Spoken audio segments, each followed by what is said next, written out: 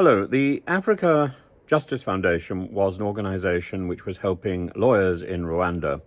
A very positive, very noble foundation started by Sherry Blair, and Suella Braverman was actively involved in this from 2010 to 2015. And many of the people whom she was working with are now members of Paul Kagame's government. So they were personally involved in accepting and setting up the £140 million deal to transport asylum seekers from the UK to Rwanda. Now, it's coming out that apparently, although it was known, I'd certainly heard of this organisation before, although it was known that Suella Braverman was involved in this, apparently she didn't officially declare it. So there's another problem where she has technically fallen foul of the ministerial code, and I suspect there's going to be a string of these revelations over the next week. I cannot imagine that she is going to be able to stay in office much beyond the end of this week. I think the steady drip of her indiscretions and of her errors, often minor, often in themselves fairly insignificant, as Rees-Mogg would say.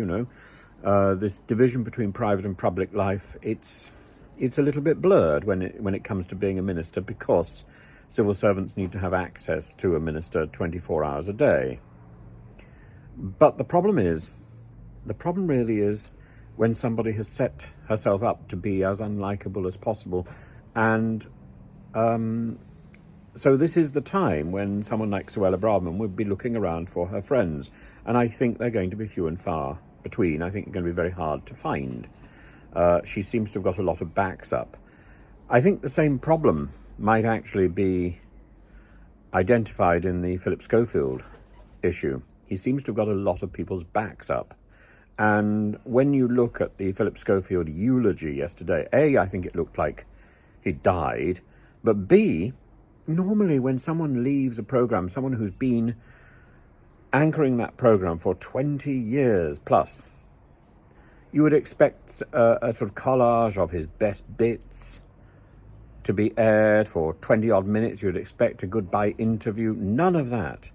He's being shunted off that program as fast as possible on the demand of Holly Willoughby, because let's face it, he's still theoretically presenting other programs for ITV unless they follow suit and ditch him as well. I think if I were Philip Schofield, I would be in an incredibly bad place mentally at the moment. Although, I think he should have gone some time ago. I think one should be sympathetic to the position he finds himself in, because he is simply a victim of popularity. And when your star, when your fame, when your career is built on your popularity, it's not great. It's not a great foundation, is it? His popularity disappeared overnight. Suella Braverman, I don't think even made any effort to court popularity. She has made every effort to court scandal and to be sensational and to pander to the ERG.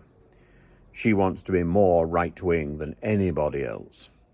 And I think it's going to... I think it will be her downfall, because I don't think she'll be able to turn to anybody for help. As I say, I think it's going to be very surprising if she gets through this week.